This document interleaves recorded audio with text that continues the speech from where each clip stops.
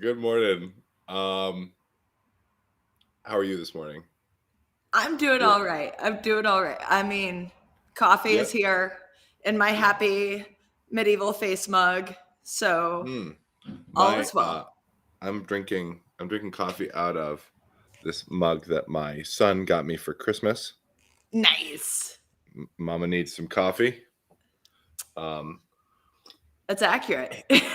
that's a fact. Um, How was your weekend? You had a big I had tournament a, weekend, yeah? I had a big weekend. I had a big week. So Lars Olson, who is a Minneapolis swordster of sorts. Yeah.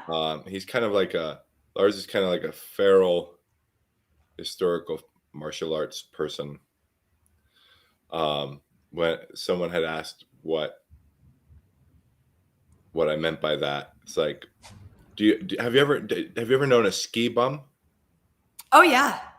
Right. So it's just like that, but for fencing. Perfect. Right. Yeah. But he's a really great martial artist. He's a very, very insightful person. Um, Yeah.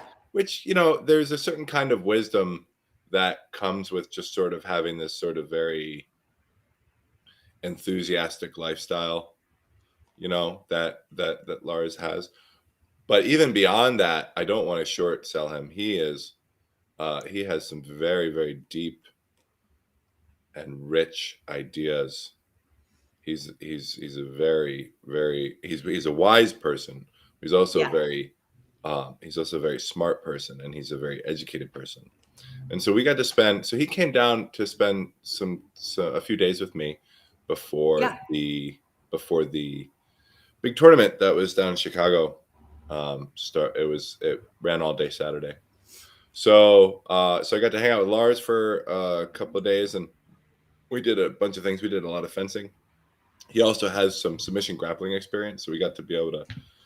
I got to do some. I always like when my submission grappling hobby overlaps with my historical fencing hobby, um, and so we got to do that, and then some wrestling, and he's got a heck of a gas tank, man. So he can just go. He can just go, and so like I would get tired, and then my son, Tommy, who's 14, who's got a bunch of wrestling experience, he would start wrestling with Lars and grappling and fencing, and then when I felt like I got my second wind or whatever, I would go and re-enter the lion's den. And, I it love was it. really fun. Yeah, it was great fun. It was great You're fun. just But we also, tag teaming with Tommy, just like fucking tap him in. Boom, he's in yeah, there. yeah, yeah. Go ahead, you got it, man. You got it. No, but Lars is really great, and we had a great time. And then he went down on Friday, which is a day early for the tournament. He did some kickboxing with his friends down there. So he's all over the place. He's got a lot of experience Yeah. in Bagua. Oh, So like cool. one of the sort of uh, the Kung Fu, Hmm. Chinese traditional martial arts, the Bagua, Tai Chi, and there's a third one. I always forget it. I even like made it a point to look it up, and I still don't remember how to say it or what it was. But anyway, Yeah. so he went down there. And he also wants to do like MMA, and like so that's how all over the place he is, right? Yeah. And so he went down to do some kickboxing with his kickboxing friends in Chicago, and then he went to the tournament. He's coming back up. He'll be here in a couple of hours. So Oh, um, nice. yeah, so we're gonna go again. We're gonna continue to work some fencing in and look at some concepts and ideas, and then presumably we're gonna wrestle some more, and we're going to fence some more, whatever. Yeah. Um,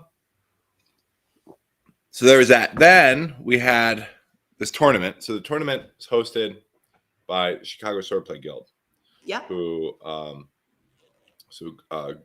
the Swordplay Guild is run by Greg Millet, Hmm. who is an old hat, right? So Greg has been around this hobby for like longer than you, right? Yeah. Almost probably significantly longer than you. Yeah. Like He's one probably of the started 80s originators for sure. Yeah. right. First, I think SCA or SCA adjacent, and then by like 1999, I think is when the Swordplay Guild started in earnest. And then he opened one of the first like full-time historical fencing gyms, and he opened it in Chicago at Forteza Fitness, which is where he still is now. And that was early tens. But Yeah. he hosted this tournament, Midwinter Armithary Open, and it's a very fun tournament. I could talk at length about how it got started, but I'll leave it by saying that I approached Greg in 2016. I said, "Listen, uh, we're interested in doing this kind of a league thing so that we can encourage community camaraderie and connect a lot of these isolated and insular groups Yeah.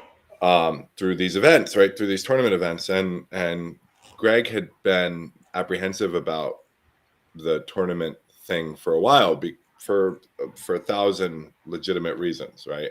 Right. You Right. know, but Every he let me, positive comes with its negatives. Yeah. right, So right, right. But he let me convince him, right? And then we held the first tournament, and it's been a staple. That's 2016. So I think the first one that we held was 2017. Would have been January of 2017. yep. And every subsequent one has been more and more of a success. And lots of people from all over, not just the Midwest, but often people compete from the East Coast or the West Coast or the South or internationally in some cases. So it's a really great tournament. It's a really fun time. There are two tournaments. One's a longsword, just a pretty typical longsword tournament. But of course, Greg would never is not one to leave well enough alone, right? And so he began with sort of the idea that they train with daggers, right? So that's one of Greg's For big sure. things, is that when we approach Fiore, which is their main source of study, holistically on the medieval side, right? So they train Fiore, and that means daggers, and so he's like, we're going to hold a longsword tournament, but it's going to have daggers, and so there will be daggers, right? So it'll Right. be longsword, and there were some rules around how you use the daggers and when it was appropriate, but the bottom Sure. line is that was a novel thing, I think, for me at the time in 2017, seeing a formally organized tournament that was treated with the same gravitas as any other American tournament, right? So anything from Flower Point to Long Point, right? Yep. But with daggers, Right. and so that was really cool. And then he also had a single-handed sword tournament. It's supposed to be more of like a Renaissance sword tournament. So that included basically any single-handed sword weapon that you would use in the period, right? And so the relevant Right. period here would be 1450 through 1600. And so it was a mixed weapons tournament. It wasn't a rapier tournament or a side sword tournament or a small sword tournament. It was a single-handed sword tournament using a weapon that is contemporary to the period, Yeah. and I think, and maybe you could have an off weapon. I think it's always been that you could have. I can't remember if you could have an off weapon or not. Now that I say this, but this year you could. So that was that. Okay. But Yeah. right. So like all of these really interesting, fresh ideas, which is Yeah. what you get when you take a guy like Greg who's been doing this forever, but kind of stiff arming that whole thing, is that when he finally does jump into the pool, he's got like a fresh take, and so that Yeah. was really, really exciting. Yeah, and then at the end, of course, you put the two together, right? So now you've got a longsworder. So this is a formal tournament, and the person who wins a tournament, the person who wins the gold medal, is the person who wins the bout between the winner of the longsword tournament and the winner of the single-handed sword tournament, right? Gotcha. And again, kind of almost as I don't, how do I put it? Yeah, sort of as I don't want to say as a middle finger, you know, I mean, why not? Because that's not what it. But it's not exactly what it is. But certainly but certainly as a let's be realistic about what we're doing with these tournaments, right? And so as an expression of that, our tournament, the winner has to be, and I think that's really cool because I think that does really get to the heart of what's happening here. So it makes for a great tournament. It makes for a really fresh tournament. Yeah. And it makes for a tournament that doesn't take itself super seriously, right? Which I think is like such a breath of fresh air, because what comes with these very rigid and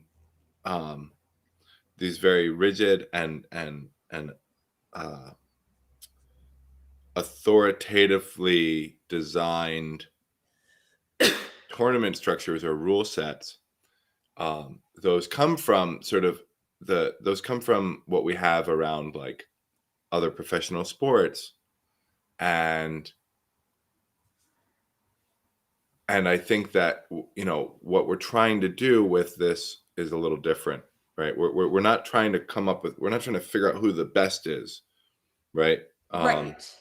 For or at least at this stage in our community, we're not as interested in seeing who the best is, and so we don't need to have like this parity in terms of like the standards across the country or across the world that says like these are the people that win according to this one particular rule set that's predominant, right? That's that standardization. It comes from this sort of quest for greatness, right? And luckily, our community, our sense of what it means to be great hasn't, what I would say, hasn't devolved into that, right? That greatness comes in many forms, and events can facilitate learning and facilitate community without sort of being subservient to this idea that we're like a cog in the wheel of like pumping out metrics on fencers that perform a particular way under a particular set of conditions, right? So well, yeah, we haven't fully crystallized that, though. I think there is a strong urge to do so. There certainly is.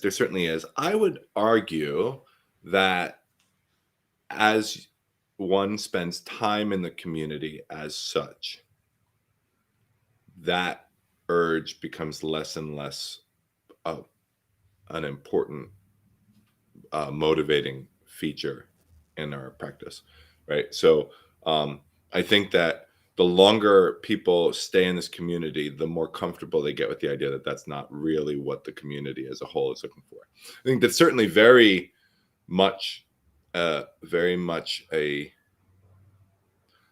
thing that's very natural for newer fencers to grasp, right? Because it's reflective of the way that our broader society works in terms of athletics. And so I think that you're right that at the earliest stages and what we do, it's very often true that people who join the community have an expectation that like their role is to get good, do well, and perform well in these tournaments, and and eventually become great or not, which is, it's such a funny thing, but it is. I mean, it's the same is true about high school kids and their basketball careers, right? The same is true. Like there are 450 people compete in the NBA, right? Right. And there's a real actual pipeline to become one of those, right? For sure. You basically don't get to do that at all if you haven't started checking very serious boxes when you're 9, right? Like right. And right, with exceedingly rare exceptions that people like to point at, but sure. Yeah. Well, and I think, I mean, I don't know that this is where you're going or where you want to go, so we could drop this, but it seems to me that there is an urge to push in that direction because that direction seems valid or validating, right? So, like, you know, you want to tell your dad about your sporting prowess, right? Right. Yeah. So it's valid in a broader context than just like so it has so I like what you're saying there.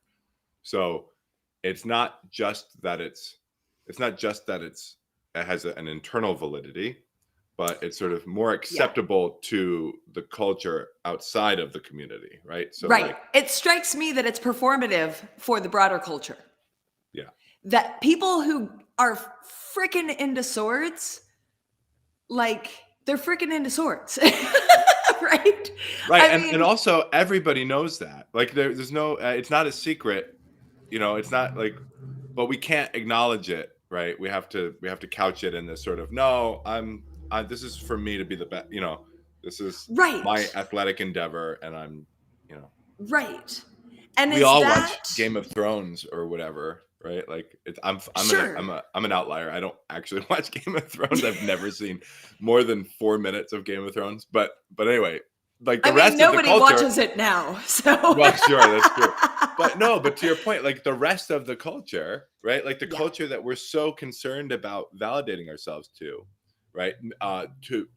Doing an activity that we can break down in terms that the rest of the culture can understand and grok with, right? Correct. They're all watching Game of Thrones, right? Like they're all geeking out on or Marvel or whatever it is that they're watching, right? So like, but it is what, you know, it's fine. But I do think that, you know, trying to find a space in society that you're allowed to really be you, right? Yep.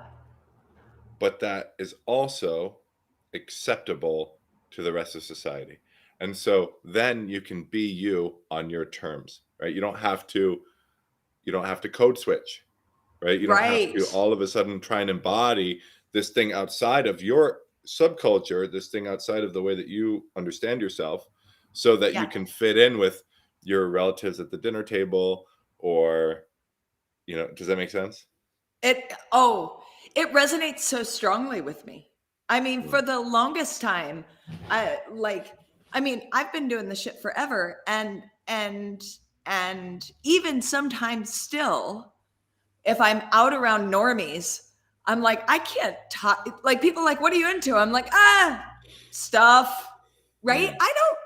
I try not to bring it up because less now. At one point, it felt weirdly shameful and weird, and just like so out of the norm. And then like, and it's never a fucking easy conversation. You can never say like, I do HEMA, and people go, oh, cool. And then you move the fuck on. Like, it's never that. It's always like this drawn out, oh, you mean like the Olympics? No, not like the Olympics. Kind of like this. Oh, you mean Game of Thrones? Well, not really. Oh, you mean, right? And it's just, it's exhausting. Sure is, yeah. It brings no like sense of resolution and community at the end of it, right? You get through that painful conversation and they're like, so anyways, Chiefs did real good this year. And you're like, yeah, Chiefs did great, you know? And right. So to me, my gut on the instinct on all of this is that it is as much to normalize what we're doing as a normal activity to diminish those feelings of discomfort. So you could say, I do martial arts. It's a sport. I go to tournament. And people go, oh, and then you could just end the conversation. Right. Right. Yeah. And yeah, so I mean that's I think there's a certain amount of internal posturing, sure. Like people want to prove that they're the baddest motherfucker out there and like, you know, kick some ass and like cool. Like, I mean, I want to be good at this too. Right. Right. Well, I mean, certainly the push to standardize like rule sets or formats or whatever, like that's unequivocal. That's and unabashedly for that purpose, right? Like if anyone, you know, if you pressed anyone on like, okay, hold on, wait, why are we concerned at all about making sure that the rule sets are the same or like comparable? Right. And then like the answer has to be, oh, because we have this thing called HEMA rankings and we care about it. Like that's why, right? Otherwise everyone would just be fine with whatever, right? But you know, it's the reason that we would want to standardize any kind of rule sets at all or any kind of approach is so that we can begin to keep track in that sort of way. Now, what the purpose of like having those metrics and having that ranking list or whatever, like that, it has broader implications, right? Like you say, sure. It may not just be, I mean, for some people it certainly is to like reach the pinnacle, right? And that's great, you know, like I'm glad that avenue is there for some people to take. But you know, it could very well be just because we want our society to be reflective of the broader cultural institutions in our society, right? And so that's also fine too. But I think to my original point, when you have people like Greg who are saying, listen, I'm kind of a little bit more mature than this idea. Like not necessarily I'm more mature than you. He's never been that way, but I'm a little bit more mature than this idea, right? Yeah. Or at least I feel like I'm reaching for something a little different. And so I'm gonna create this tournament format that doesn't necessarily that isn't beholden to these standards, right? Because that's not my purpose. And also the people who come, they have fun, they get to use daggers in longsword tournaments. That's awesome, right? They get to like fence Dusac versus, you know, 44-inch rapier, right? You know, so you know, and everyone, like any historical fencing tournament I've ever been to, the after party is, you know, it's the hug after the fencing. So so I had a great time getting to see that. I also spent a lot of my time playing music. So I, you know, worked down in Chicago playing music, especially around this time of year, and so I'm really kind of exhausted, but in like a good way. I got a lot of great sleep last night, which I haven't been getting. My wife mentioned to me that she like we climbed into bed and then she like got up to use the bathroom or do, you know, get a glass of water or something, and she came back and I was out, and then I was just out for the rest of the night. So that's a long time coming. I really needed that. So okay, so that's my long ass story about what I did this weekend. Oh, that's great though. You know, I was talking about, was this just yesterday? Maybe yesterday. I don't know. But I was talking with my husband about fairness, right? And we were talking about this for whatever reason. And I like went on this whole sideways discussion of tournaments and tournament setups and how much we struggle to create a fair match, which to us often means equal match, right? So, everybody's fighting under the same rules. Everyone has the same amount of breaks, everyone, et cetera, et cetera, et cetera, right? And we try to create these standards of fairness, these standards of, equality maybe, that is measured in a very specific way, right? But like, when I think about like a few of the medieval tournament setups we have, I'm thinking specifically of a wrestling rule set from the mid 17th century, right? If I'm remembering correctly. You would set up the tournament with the assumption you didn't have to know anything about anybody showing up, right? So you don't have to have pools, you don't have to have seating, like none of that. We're gonna solve this problem by drawing lots. So there's 12 wrestlers, everybody draws lots, you get a number 1 through 12. One fights 2, the winner fights 3, the winner fights 4, the winner fights 5. It keeps going to the end. Whoever's left standing at the end won. Yeah. Right? So it's also common to my understanding, based off the work of Kevin Maurer. That's common in the fictional and in the 16th century, right? Right. So this is happening everywhere, right? And we look at that and we go, yeah, but like, not everyone gets the same amount of fights. Not everyone gets the same amount of rest. But there's a different sense of equality. That is, yeah, you draw number 12, you only have to win one match to win the tournament. But you're guaranteed to be fighting the best motherfucker at the tournament that day. Sure. Because they made it through everyone else, right? Mm-hmm. And the person who was best had to fight the most. Mm-hmm. Unless they happened to draw 12, in which case luck was on their side that day, right? Sure. So it's this idea then of fairness through balance rather than through likeness. Mm-hmm. And that was what Finn and I were really digging in on, because that's really relevant to a lot of conversations about a lot of things in our society. You know? Yeah. Anyways, your talk about having a different rule set just reminded me of that conversation. No, I think that's good. I think that I think we have a very systematic way of we have a very 21st century conception of what a tournament should look like. Right. Well, and I mean, all of this comes through science, right? Or our views of science. Mm-hmm. Rather than art, if we want to dig into that again. Sure. No, but you're absolutely right. Like, so we treat our tournaments like double-blind experiments, right? Like we do. Right. Like what do I weigh? Right? Mm-hmm. I'm going to give you that answer in pounds or kilograms because I have to put it against an objective measure. Mm-hmm. Yeah. Right? But what do I weigh? You could bench press me. That's what I weigh.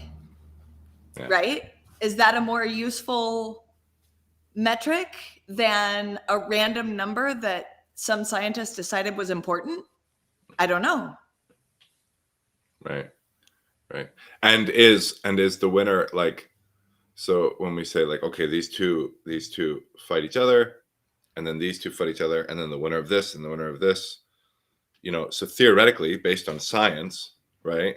What we've learned, right, is that the winner of this one would beat the loser of this one, right? Provided he beats the winner of this one.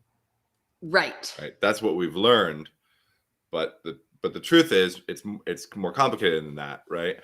But then other ways of approaching it would be also and maybe more scientific, which would be like everyone fights everyone in their pool or whatever, and then we take that ambiguity and we just raise it a level, right? Yeah. And then so like the winners of the pool, but it's never we should just remember that and anyone who competes under these circumstances recognizes all of the issues with this, right? Sure. But we're just apprehensive about apprehensive about allowing ourselves to explore other possibilities of how we might figure this whole competition thing out. So for Yeah. instance, we did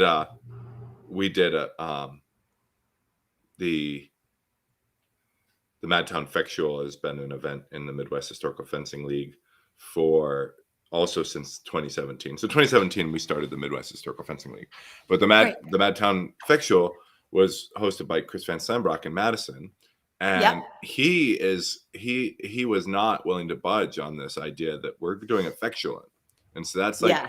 that's like if you know lost my headphone. So we essentially draw lots, right? And then like the winner of the thing is the winner of the thing. And if he fights one fight, that's it. He's the winner. And he was like, no, because that's what we're doing. We're doing these rules, these historical rules. Yeah. And that made it sort of a complicated thing to try and figure out how we're going to do how we're going to integrate this into the broader culture of like but eventually we just said, no, we're not gonna. It's effectual, and then it's just gonna be effectual. What does it say about you? Nothing. It just says you won an effectual. Good job, right? And that's Right. great. Yeah. Okay. So anyway, so that was. Oh, go ahead. Oh no, I mean, no. Let's continue on. I lost it. It's okay. Okay. So that's tournaments. And it's a part of our community. Oh, wait a minute. I know. No, it's too good. I actually have to say it. So I am reminded as we think about all this of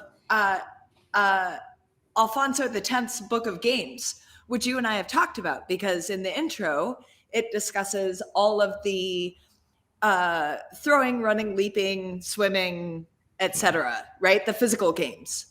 But in there, in the introduction, the author discusses how games should be thought of as there are games that are entirely luck, like Yahtzee. You cannot have skill in Yahtzee. It is just luck, right? Mm-hmm. And those are really great to use in social situations where you got to make sure you don't piss anybody off, right?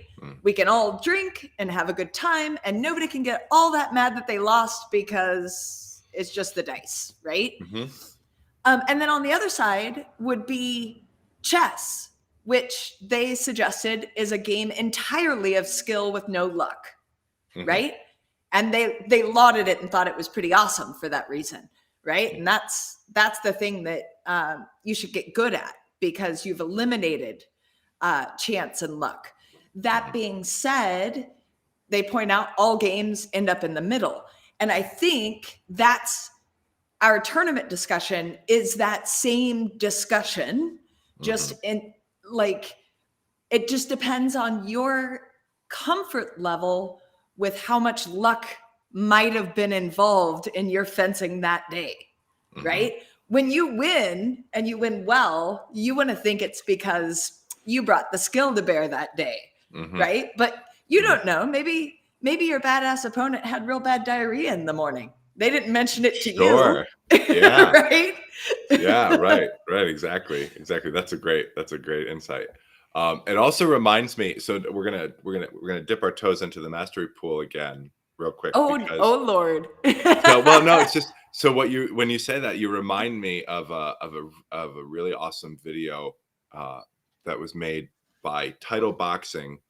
And it was Freddie Roach, who's regarded as one of the best boxing trainers of all time. He was Manny Pacquiao's trainer. He was George St. Pierre's boxing trainer, and among others, several champion caliber fighters and world champions. And he did this video where he's teaching you how to hit the heavy bag. And he's showing you how to throw combinations and then use the heavy bag to throw combinations and then create distance and create angles and then throw more combinations. And he's talking about like, throwing. He's talking about throwing a right hook or a right cross or something. Yeah, he's talking about throwing a right cross. I don't remember exactly what the punches were or what the setup was, but the bottom line is he said something that just it warmed my heart. He said, you have to do this because your opponent is going to be, you have to throw the right punches and do the right defensive maneuver, because your opponent is going to do the right defense or the right counter, right? Your opponent, Yeah. you have to train as though our opponent knows what they're doing. But then he said, and I'm going to pull the video up at some point, maybe next week or the following week. Oh, the following week, because next week we have a schedule that we have to keep. We have a book club that we're doing next week. We So maybe the do. following week. Yeah. But he says, maybe your opponent gets lucky with this punch, right? Yeah. But and hits you on the way out. And he goes, but this is professional boxing. Nobody has any business getting lucky. Yeah. Right. And that's like, and that shows you like, this is mastery. At this level, you shouldn't be just throwing punches and hoping that one connects. Right. You should be setting your punches up so far out, and it's a matter of who is reading further ahead of the other person and who has a better sense of what the other person is thinking about. And that's where the game is won. And if you're winning your matches based on you threw a punch and the opponent just didn't do what he was supposed to do, what we all know everyone is supposed to do, if that's how you're winning your matches, well, that's you have no business in professional boxing. Right. And what it reminded me of again is my dad. Right. Oh. So if my dad is laying a row of block, I've never had my dad say to me, like at the end, like, boy, we sure are lucky those block went up just perfect, you know? Right. Yeah. You know, like he never accidentally like laid a block like correctly or incorrect. Like he just knew what he was doing, and he could count on that he knew what he was doing, you know? Yeah. And so yeah, that sort of reminds me of that. And I think, and that's a good, I think, to tie it into this game thing, like, you know, when it's something that's not based on luck, or when it's something that we're trying to account for the luck, right? There's a certain degree of art, of craft, of skill, right? And you can be better or worse at that. Yeah. Right. And that's sort of what mastery is to me. So that actually gets us to a conversation that I wanted to have with you about method and methodology. Yeah. And I'm not sure what the best way. So like one approach that we might take is to say, like, to build it from the ground up, right? Okay. Yeah.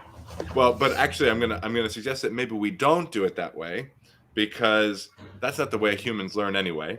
It's just a BS like pedagogical framework, right? Right. So like maybe instead, I would say it's a memory framework. Sure. Yeah. Yes. Yeah. I agree. Okay. I absolutely agree. But then we use it. We try and use it as a sort of a developmental sort of, and right. Despite that, it's terrible at that. It's only good for memory. It's not good for learning. Right. And so let's talk about how you might approach trying to understand what's in between the lines, right? So you see, you have this historical fencing text, right? Yeah. I think you primarily work with Danzig, right? Danzig is your home base, right? And then you sort of radiate outward from that until you reach the sort of like peripheral, and then you kind of stop there. So already that raises an interesting question of where do you draw the line? Why do you draw the line? So we might spend some time on that. But also we might say, just like, even if we're looking at Danzig, we say, okay, it's telling me to do this technique. It's telling me to do this technique. There are a lot of similarities. There seem to be some differences, it's not clear to me just by reading it that they're arbitrary or trivial or important. How do you approach furthering your understanding of those maybe in this case techniques juxtaposed next to each other? What are you asking yourself about why there are two techniques that seem to start the same way but end differently? And how is it informed by your goal with the project of historical fencing? I guess I just like Boy, you to that's a big one. Well, sure, yeah. Yeah. But why don't you just start talking about that, and we'll see where it takes us. Yeah. So, I wish I had reviewed the class I taught on this, but I'll put the link in the show notes. Because I taught a class on how to read these books for the Sword Squatch people for their Cyber Squatch, this most recent one. And I think it's available on Facebook. I don't. Is it on YouTube? It's also on YouTube. It's also on YouTube. Yeah, I'll get it for sure. So I think here my approach to understanding a technique is concentrically. I think about concentric circles around the technique. So my typical approach then is I'm gonna start with Danzig because that's probably what I was reading when I saw it, let's take Außermeine because we were talking about that. Out on that, yeah. Go ahead. Yeah, last week. So that's a useful one to start with. So I'm looking at Außermeine, I read it. Okay. So the first thing for me then to do is to understand its context within that manuscript. So I need to look at the thing before it and the thing after it and understand, is there connective tissue here? In that case, the answer is yes. Frequently, the answer is yes. Every now and then, if you happen to be at the end of a chapter, maybe the answer is maybe, right? But for Außermeine, that answer would be yes. It's sandwiched in Nachreisen, in between Altenschnitt and maybe just it's at the end of Nachreisen. I think, right? Altenschnitt is at the end, at least of Danzig. Anyways, doesn't matter. Oh, well, I'm sorry. Yeah. So what I was going to say is I actually consider the outer intentions to be, I don't know, I guess I kind of put them in the Nachreisen section. It is Nachreisen. Yeah. Right. So it's it's right before whatever comes after Nachreisen. I can't remember. Überlaufen. Yeah, there you go. Yep. So anyway, so I would look at the technique before and after for my first concentric circle to understand maybe the setup for that actually began in the last play. Often that's true, right? And so that would be step one. Step two, I'm going to understand more broadly. Where is it in the book or the treatise as a whole? In this case, right? As we said, it's in Nachreisen. So I understand that it's in Nachreisen.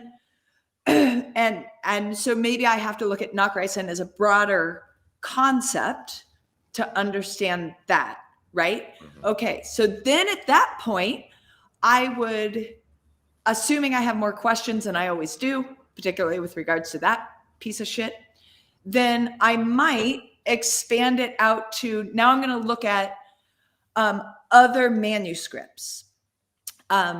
Step one would be other copies of this manuscript, right? Because that's my next concentric circle of closeness. So are there any transposed right lefts, any transposed his, yours, right? Because sometimes those come up and those are important. You might be looking at one that was copied wrong, right? Sometimes that happens. So I'm going to double check that. In this case, I'm going to be able to pull up in Goliath an image. So then I go, oh shit, here's a drawing of it that is clearly labeled along with the exact same text because it's a copy of the same manuscript. It just happens to have a drawing. So that's going to answer questions for me like when they say put your left foot behind his right foot in this technique, do they mean behind generally in space or do they mean actually touching behind? Right? And then I can look at that drawing and say, well, they drew it actually touching behind. Like those dudes are standing that close. I can choose to accept or throw out that piece of information, but it's a piece of information. Then from there, I'm going to start looking at other related texts. So I'm going to look at ringette, which isn't going to help me in this particular case because it's a very different technique that's called the same thing. So then I get to have other questions about it, right? I'm going to look at Lev. And then for me, I always go look at Cal and Talhofer next, right? So I'm going to look at two textual sources that are close. Then I'm going to look at two people I know were fencing in the system at the right time, but have a different pedagogical structure for their books. Pedagogical isn't the right word, but you follow me. And then finally, I tend to then bust out my Lacushner and my Faulkner to see if, as time passed, there was a change, or as it was applied to a messer, was there a change, and is that useful or not? Pieces of information. So what would be, so here's a question, because we're getting closer to, I think, what the root question is, just as you go through your description. But before I try and articulate what I feel that it is, I'll ask, what would be an example of a type of change that would be useful to you, right? So so if you see an evolution, is that the kind of thing that you say, well, it's an evolution, so I'm not really interested because what I'm really trying to figure out is what this person is saying in this particular context. Or is there an evolution, so that tells me something else about the way that the art of swordplay more broadly develops, and maybe gives me some insights about how I can better understand my own blade engagements when I'm fencing. Or does that make sense? So like, I think so. So what are you trying to learn from all of this, right? That's really what we're trying to get at. What is it that you're trying to learn? Right. So if I were to see an evolution, so one thing it seems to me, for instance, is that by the time we get to Faulkner, we have a greater emphasis on Überlaufen and targeting the high top of the head than we appear to have earlier. So guard positions tend to be higher. High vom Tag seems to be preferred. And there seems to be this development towards all the binds now being at forehead height instead of at chest height, etc.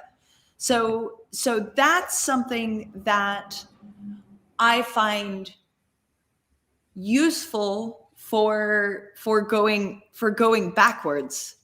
It isn't something that I disregard on a couple of levels. What I'm ultimately trying to do is do the damn thing, right? Like all of this work, all of that reading, all of that opening 75 books is just so I can do the thing well, which for me requires that I know not just how to do it, but when to do it and under what pressures to do it. So you're interested. Okay. So you feel like so when there's an evolution, maybe the cultural context changes, right? And then you look at how the sword play changes, Yeah. right? And that gives you a distinct sort of way to understand why we choose a particular set of techniques, Right. right? So over another, over another set of techniques, right? Why would we choose high vom tag over shouldered vom tag as a sort of fundamental starting place often? And how does that how can we infer from that, or how does that govern the options that we choose from, right? So how does that impact the set of options that we're looking to choose from when we're having our blade engagements, right? So like Uh-huh. if my bind is happening up on the forehead and my points are a foot higher than my opponent's head, how does that change the types of blade actions that are going to be useful for me to do in those contexts, right? Yeah. Right. Versus if the bind is happening at my chest level and the point is straight in my opponent's face, or at least at a minimum no higher than my opponent's head, Right. right? Right. So it seems to me, go ahead. I was just gonna say, and we do see what appear to be evolution. Again, like it's hard to know. But for instance, in Faulkner, he appears to be drawing a Krumpau versus an incoming Oberhau from his right with a short edge, right? Which is in direct conflict with the text. Mm-hmm. So we can resolve this any number of ways, but here's what I'm going to say. If you start in high vom tag and they're in high vom tag and they throw a blow at you, it's very hard to intercept that with a long edge crump due to the nature of just your hands being up high. A long edge crump doesn't have a lot of nothing, but the short edge works just fine. Right? And so is that what he's, I can't say that's what he's drawing, but it did bring me that question of, it appears to have a change. Why would that be? Let me go try it. Oh, like long edge doesn't have any power to stop anything. Sure. If I'm starting with both my hands over my head, but the short edge does, that's cool. I wonder, is that why? I don't know, but it's something. And right. and So it helps. So by taking yourself through this process, right? What you seem to be learning, you seem to be learning a lot of things. You seem to be interested in answering a lot of questions. Number one, how can what I read help me develop my understanding of the various cultural contexts that existed historically across a period of time? sure. Right. But then also, how does the particular, given a set of cultural contexts, how does the given techniques that are being described or system that is being encapsulated and that the techniques are exemplar of, right? How does that help me understand just the way that swords interact, right? So particular blade engagements or particular body mechanics in a blade engagement, right? So whether or not I'm using the long edge or the short edge, and sort of maybe, so what's the real goal, right? So for some people the real goal is to understand swordsmanship, is to develop their art, their personal art of swordsmanship, maybe even figure out what the science of swordsmanship is, if that's their bag, right? For other people, it can be like, what is this fencing as a part of a bigger piece of culture, right? In the period that the fencing manuscript, and you can answer both of those. You can be interested in both of those questions, right? And you can use what you're learning from the book, from any number of books, to help answer and to track, like, okay, I see this technique, I see it repeated word for word in a manuscript that comes 50 years later, and then word for word again in a manuscript that comes another 50 years after that, right? Yeah. So is that like, what does that tell me? Well, it tells me what I just told you. It tells me that we see it, 3 times, at least 3 times, and it's word for word each time. Now, does it Right. mean that it's viable in a wider variety of contexts than maybe things that don't appear? Maybe, I don't know. It's worth talking about. It's worth like saying like, Yeah. okay, this is what I found, and then maybe what you take from that after is a better understanding of history, or maybe a better understanding of the way that blades work when they're engaged with each other. Right. Maybe. Maybe it teaches you about the 5 words or various other frameworks that you use to engage in your daily life beyond swordsmanship, right? Right. So yeah. So I guess that. Yeah, and I guess I didn't even address, just because I had Ausser Mina in my mind so specifically, but as a place to start this conversation. But I mean, of course, for me, also one of those concentric circles would have to be go look at harness and Ross and ringen and dagger. Right. And I said Messer, right? Because again, I was thinking Ausser Mina and Lekushner talks about that. But yeah, of course I'm going to look there too. Those ideas then become, that's where you're getting into it's in the Nachreisen section. Okay. Well, what does Nachreisen looks like with a spear? Is there a similar idea happening with spear techniques? Yes, there's a very similar idea happening to Ausser Mina, to some of the spear work, right? So yeah, I think all of that is relevant pieces of data you can use to create your framework, right? Because the whole point is, for me, is to be able to do the thing. And to be able to do the thing, I got to speak the thing. So, yeah. Right. So that's true for me also. So like for instance, and this came up a number of times over the course of the weekend due to various conversations that were being had. But like for me, if I look at if I look at 2 techniques, one right after the other, or not, right? But like in this case, maybe, where the first 3 sentences are almost identical, right?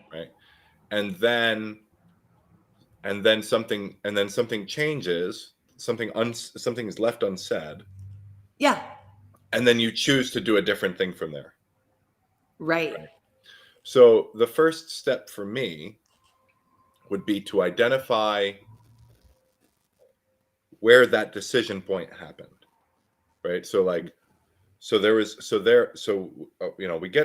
we get to here, we're following along the same track, and then something happens and the tracks are switched and the train's going this other direction. And we got to figure out, or at least for me, I immediately begin with, what are some of the variables in this engagement, right? Like what are some of the things that could be happening differently, right? Because often, these books, they're not like super extensive, and they're not like super thorough, and it's not always true that one of these masters is going to give you a really, really clear sense of what's happening differently, right? Sometimes, and sometimes they might not even be able to articulate it, right? Like sometimes we just assume that these masters have the true perfect Platonic art of fencing, right? And maybe they embody. Yeah, and Ausser Mina is a perfect example, right, of what you're talking about, because it says to strike him. I mean, I'm going off memory here, but strike around to him on his head with the sphere, or otherwise, Right. according to the hard or soft. Right. Right. And it's like, you know, and so we sort of just take it for granted that these masters not only embodied the true perfect art of fencing, Right. but had a clear enough sense of it that they could articulate it well. Right. Right. And the wherewithal to be able to put all of the important details on a paper, right, that they could Right. potentially just be writing for shorthand anyway, right? And so Yes. we see a decision point. For me, I'm curious to answer the question, why is this there? Why, and maybe the answer is this is an irrelevant decision point. You can do lots of options. It doesn't matter. Right. But I often think that if you got to sit down with one of these masters and you said, okay, what are some circumstances in which you would do this versus that? I'm pretty sure they'd be able to talk about it. Like maybe they couldn't clearly articulate it, right? But they would be able to talk through it. And maybe by the end, they would be able to say, look, okay, so this is actually, now I, but we've all been there with fencers that maybe couldn't tell you exactly what they were doing. Didn't understand it in such a deep intellectual way, but did it well and did it the same every time and like knew what the hell they were doing. Right. And you'd be like, okay, all right, but why did you choose duplier instead of a zucken right then? And they're like, because you do. Right. Well, yeah, because or maybe they would say, well, because that's what the pressure felt like. And then you'd be like, okay, well, can you tell me more about the pressure? And then you'd be like, look, man, you're pushing a little hard, right? Right. They probably haven't thought about it, right? They probably haven't like gone through to like, okay, the blades are bound on the middles instead of bound on the strong, or they or the pressure is more lateral than it is towards me, or whatever. Like it's okay to not have gone through, especially if you embody it so well that you don't need to, right? And it's not everyone's bag to like try and get to the a very clear precise account of every type of blade engagement that they experience, right? Like like I've just been irritating the shit out of my students lately by saying, well, you're thinking about my sword instead of me. Right. Like, what does that even mean about any sort of pressure? I don't know, but that's the way it's crystallized in my brain right now.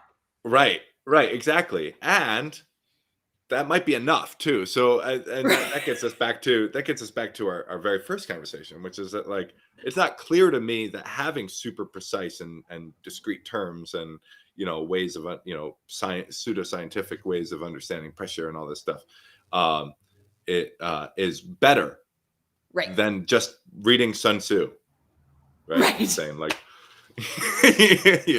think about all this stuff in terms of mountains and, exactly. Hunting, right? Yeah.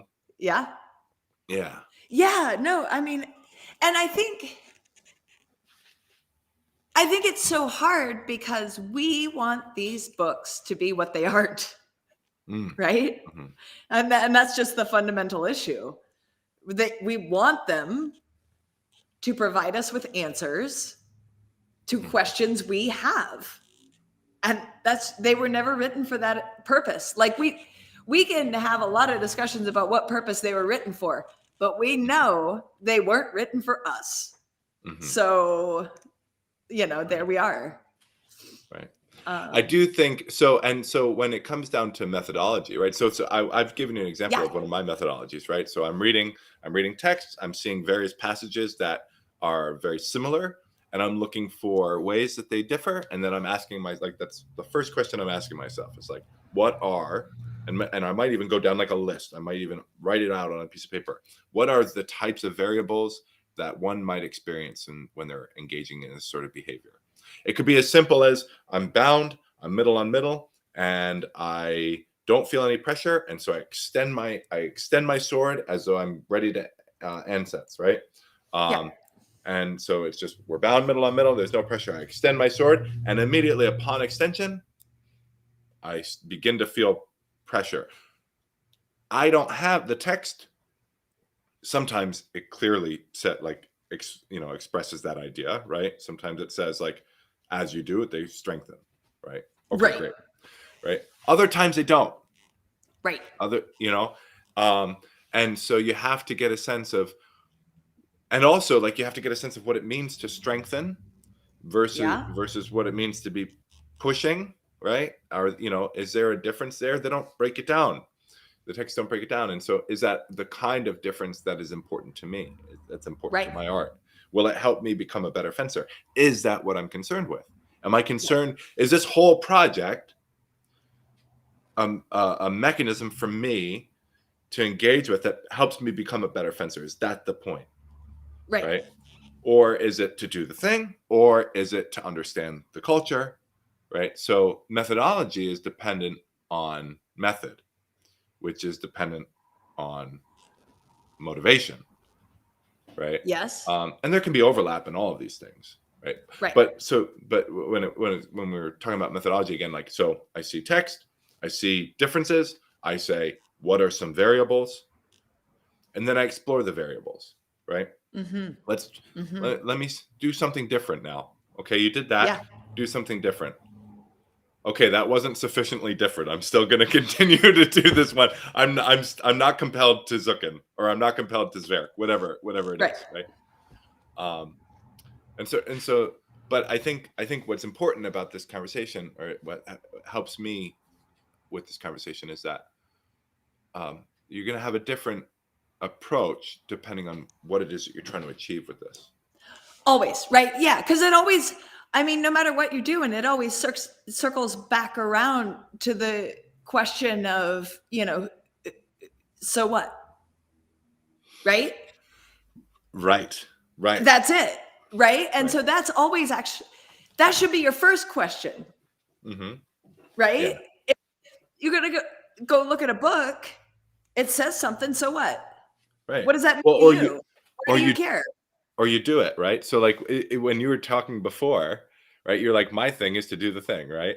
And I was Right. like, okay, so now you did it, right? And you feel satisfied about what you did. Like, So what what? now? Are you done? Is that like, is that? Right.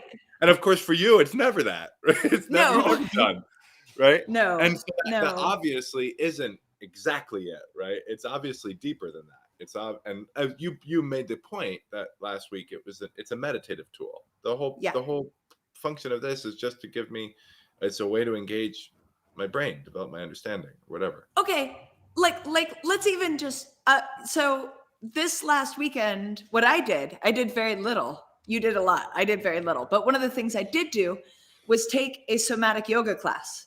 So it was fascinating. And in that, one of the basic structure was there were two yoga teachers who were also therapists. It's over Zoom. And so one teacher would lead us through a very active flow series that like your heart's going and you're like, kind of pushing yourself physically, right? To your comfort level. And for instance, there was the first series ended in a plank. And then from that plank, she had us like, I guess how else to say it, jump up and down on our hands while you're planking, slamming your hands into the floor as hard as you can. Yeah, Right? That conjured some emotion in you. I could physically see that you felt strongly about the experience. Right. It brought up like I don't know what to say, but like I don't want to say anger, but like kind of in the anger family, right? I didn't get mad, but it kind of reminds you of that mad feeling, right? Because how often do you slam your freaking palm on the floor? Not very often, Right. but you're mad when you do. Right? So it brought up these big feelings, at which point the next teacher took over and put you in a pose that was just take a pose and just chill here and do nothing and just sit in it. Right? And then it would go back to activity, get more and more active, get more and more hot, do like slam your feet onto the floor, stomp really hard, right? And again, it brings up all these feelings. And then now sit in a pose, sit, Yeah. right? And so the purpose of all of that, and that flow back and forth, was to bring yourself into this state of fight or flight, this state of activation, and then see, can you bring yourself to stillness afterwards? Can you come back? It's just a way to practice. I'm really freaking mad at my kid right now, but I'm gonna get through that and not take it out on the people in my life, get myself under control, right? Or whatever. Or I'm really scared about what just happened. Am I going to not be able to leave my house for 5 days, or am I going to be able to recenter myself, right? And so it's just this way to, like, again, practice, right? Play with this sensation at a pace that you can control, so that you cannot go beyond your current capabilities. We're getting to fencing. Are you hearing it? Right? So that you can then, when presented with something that is beyond your capabilities, you can handle it. Right? So it's a matter of, I'm going to set the limits for my exploration of this physical and physiological state in my practice, so that when the real shit comes, I'm ready. Yeah. And so that's what we're doing with fencing, I think. Yeah. No, I love it. I'm also reminded real quickly, so we're probably going to wrap up here shortly, but there's one other thing that's kind of tangential, certainly tangential to what you were just talking about. It's also back, it harkens back to discussion that we've had on skill development, the development of mastery, and the tournament. So before the tournament, I did some work with some fencers, and we were talking through a particular way of thinking about how to perform a technique, or how to perform tactically, right? How to optimize your technique so that it's tactically sound or whatever. And there was a pretty fresh idea introduced to somebody, and it was a kind of idea. Well, so they found immediate success, or how do I put it? Not immediate success, but in the drilling and the training of it, they sort of began to chew on it, maybe even had some kind of aha light bulb moment with it. And then, of course, I'm playing music all week, so I was at the tournament. I was able to see some people and see some friends and catch up and kind of. But I was out before I really got to watch any matches, and I ran into the person at the end of the event, and they said, "Hey, worked on the thing, right?" And I'm like, well, I mean, we just went over this like a couple of days ago. It's cool that you did. Did you find some? But I wasn't expecting them to find success, because we had only started stage 1, right? Yeah. We just targeted the skill. We haven't run it through this sort of methodical process of development internally, in terms of timing, development in a context, development in terms of external timing, increased intensity, coach sparring, directed sparring. Right. We haven't done any of that. We just we introduced you in stage 1, and then, now his response to me was very refreshing. He said, well, I mean, I could have either just ignored it, right? Or I could have played with it, right? Tried it. So, yeah, exactly. So and that just shows you the difference of what tournaments can mean for people, right? So so if he was ultra concerned with winning, right, being the best, then maybe he could have just went back to bread and butter, back to old reliable stuff that he knew that he could perform well in, and maybe that would give him a better chance of having a better day. Right. Yeah. But for him, it wasn't about that. For him, it's like, I'm a martial artist. I'm interested in taking new ideas and making them work for me and making me better as a martial artist. And I knew that I had a piece of my game that's been unlocked. And okay, I don't know, I haven't dialed it in, I haven't polished it up, but I'm not going to just ignore that now. That's going to change my game, and I'm going to put it to work. Like, I'm going to play with it. And maybe because it's not polished, it won't work as well as maybe some other things that are potentially less optimal in the long term, but Right. but maybe more optimal now, given the degree to which I have trained them, right?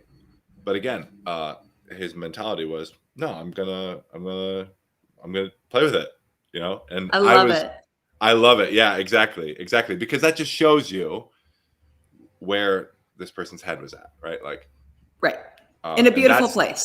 In a beautiful place that inspires the fuck out of me, right? Like, I see that and I say to myself, man, I just want to be like this person.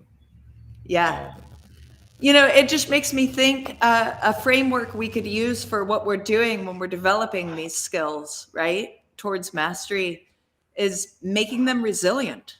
And I wonder about that. We should think about resilience of a technique as being, I don't know, a future conversation for sure. But there's something there, I think. For sure. So this is a systems conversation. Like, we actually have to sit down and do a systems day. We'll have to push that forward. Yeah. So what we've got book club next week.